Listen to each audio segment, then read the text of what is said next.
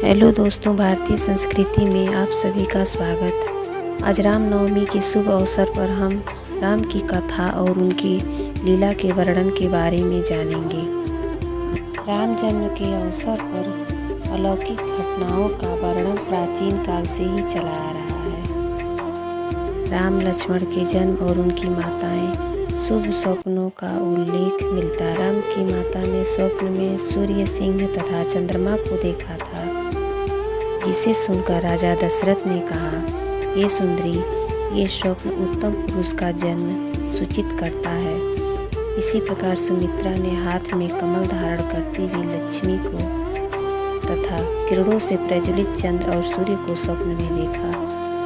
पद्मचरित के अनुसार राम की माता ने महापुरुष का जन्म सूचित करने वाले स्वप्न देखे थे।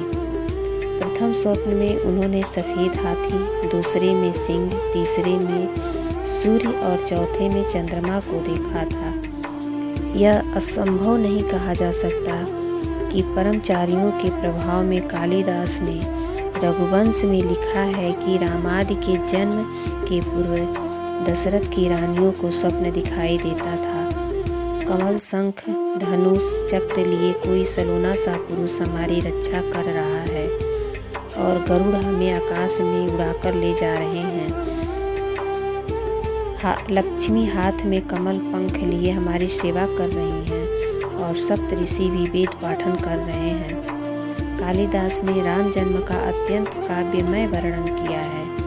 बालक के तेज स्तुति का गृह के दीपकों की ज्योति मंद पड़ गई थी। उस समय संसार के सारे दोष भाग गए थे। चारों ओर गुड़ ही गुड़ फैल गए थे, मानो स्वर्ग में विष्णु भगवान का अनुसरण करता हुआ पृथ्वी पर उतर आया हो। इतना ही नहीं, आगे कालिदास लंका में उसी समय घटने वाले अपशगुन का भी उल्लेख किया। रावण के मुक्टों से कुछ अयोध्या आए थे। रावण के मुक्टों से कुछ मणि पृथ्वी पर गिर पड़े, मानो राक्षसों की लक्ष्मी अपने दुर्भाग्य पर आंसू बहा रही हो। कृतिवास ने इस प्रसंग को आगे बढ़ाकर लिखा कि उस समय रावण का मुकुट भूमि पर गिर गया था तथा अन्य अपशगुनों के अतिरिक्त एक आकाशवाणी भी सुनाई पड़ी। दशरथ के घर में विष्णु का जन्म हुआ है। इस पर रावण ने विचार किया कि शैशव में ही उसने उसे मार देना ही कल्याणकारी होगा और उसने उसे पता लगाने के उद्देश्य से सुख सारण को अयोध्या भेज दिया। दोनों राक्षस जाकर शिशु को प्रणाम करते हैं, भक्ति का वरदान मांगकर लंका लौटते हैं, रावण को आश्वासन देते हैं, उसकी आशंका निर्मल की है। श्री रामचरितमानस के अनुसार काकभूषणी तथा शिव दोनों मनुष्य रूप धारण करके जन्म उत्सव के अवसर पर अयोध्या आए। भगवद गीता के अनुसार कृष्ण ने अर्जुन को अपना विराट रूप दिखलाया। भागवत पुराण के अनुसार यशोदा ने बालक कृष्ण के मुंह में समस्त ब्रह्मांड देखा था। ने अपनी माता कौशल्या को विराट रूप दिखलाने का भी वर्णन किया गया है।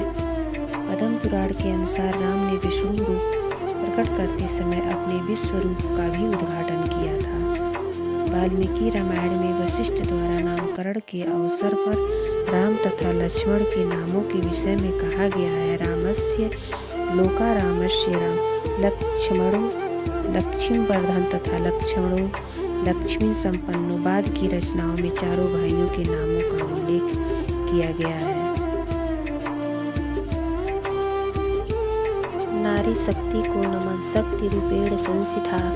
हमारे देश की संस्कृति में स्त्री को देवी का स्वरूप बताया गया है। शास्त्रों में भी बताया गया है कि जिस घर में नारी का सम्मान होता है वहाँ खुद ईश्वर का वास होता है। स्त्री के इसी देवी स्वरूप की पूजा और अर्चना का पर्व नवरात्रि है। नवरात्रि का यह पर्व हमें मौका देता है कि अपने आसपास की उन स्त्रियों को सलाम करने का जिन्होंने अत्यंत संघर्षों को पार करके सफलता हासिल की और सबके लिए एक मिसाल बनी। मान्यता के अनुसार 3 वर्ष से लेकर 9 वर्ष की कन्याएं साक्षात माता का स्वरूप मानी जाती हैं। छल और कपट से दूर ये कन्याएं पवित्र बताई जाती हैं। कहा जाता है कि जब नवरात्रि में माता पृथ्वी लोक पर आती हैं तो सबसे पहले कन्याओं में ही विराजती हैं। इनका सम्मान करना, उन्हें आदर देना ही नवरात्रि में माता की सच्ची उपासना और व्रत होता है। शुभ नवरात्रि। धन्यवाद।